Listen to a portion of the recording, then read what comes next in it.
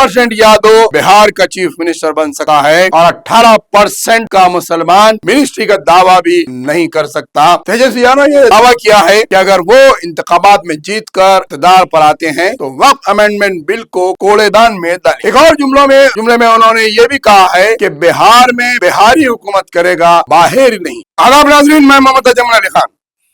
यह है बिहार का चेहरा तेजस्वी यादव, जिन्हें गठबंधन पार्टियों ने चीफ मिनिस्टर के चेहरे के लिए पेश किया है। जहां पर बिहार में इलेक्शन तेजी के साथ जोर पकड़ते जा रहा है, वहीं पर तेजस्वी यादव के तकारीर और जलसों में भी वैसी ही तेजी पैदा हो रही है।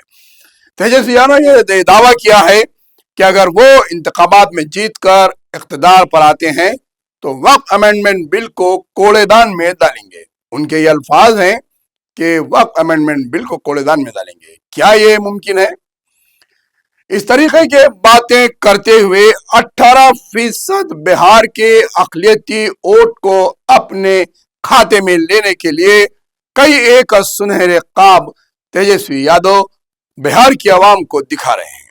एक और जुमले में उन्होंने ये भी कहा है कि बिहार में बिहारी हुकूमत करेगा, बाहर नहीं। तो उनका इशारा सीधा दो कद्दावर नेताओं की तरफ था जो गुजरात से ताल्लुक रखते हैं, और उन्होंने कहा है कि बिहार में सिर्फ बिहारी ही हुकूमत करेगा।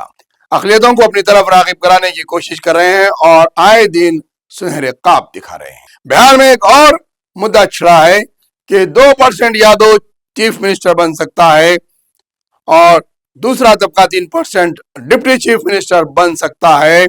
18% ताल्लुक रखने वाला अक़लियती तबके का उम्मीदवार बड़े ओहदे पर हाथ नहीं आ सकता और उसे कहते हैं कि खामोश रहिए। क्यों? इसकी वजह क्या है? बिहार में अक़लियतें बटी हुई हैं, मुत्तहिद नहीं है, इसीलिए बिहार के अंदर अक़लियतों के वोट को घटाया जा रहा है, उनकी अहमियत को कम किया जा रहा है।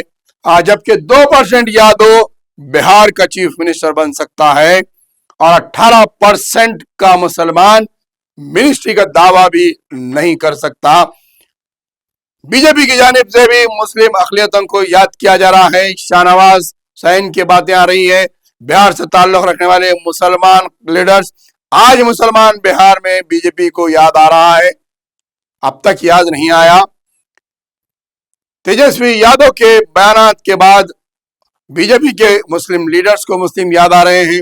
बहरहाल बिहार के अंदर जहां 18% मुस्लिम वोट हैं, माने कैद वोट रखते हैं, और इसके लिए हर सियासी जमात अपने बलबूते पर इलेक्शन लड़ते हुए मुसलमानों के वोट हासिल करने की कोशिश कर रही है। अब देखना यह है कि तेजस्वी यादव का यह दावा कि बिहार में इक़्तिदार पर आने के बाद वक्फ अमेंडमेंट बिल को कूड़ेदान में डाला जाएगा। वक्फ अमेंडमेंट बिल ऐसा मसला हो गया है कि मुसलमानों को वक्फ अमेंडमेंट बिल की तरफ से अपने करीब करने का बेहतरीन प्ले कार्ड हो गया है। तेलंगाना की हुकूमत वही करी, वक्फ बिल के अमेंडमेंट के नाम पर मुसलमानों की वोट हासिल करने की कोशिश कर रही है, मुसलमानों की ताईद हासिल करने की कोशिश कर रही है। लेकिन सबसे पहले वक्फ अमेंडमेंट बिल को इम्प्लीमेंट किया गया तेलंगाना के अंदर। बहरहाल वैसा ही बिहार में भी मुसलमानों की वोट को राग़िब करने के लिए मुसलमानों को नए नए वायदे किए जा रहे हैं तेजस्वी यादव की जानिब से। अब देखना यह है कि मुसलमान 18% किस तरफ अपना झुकाव बताता है और किसे इक़्तिदार पर लाकर बिठाता है।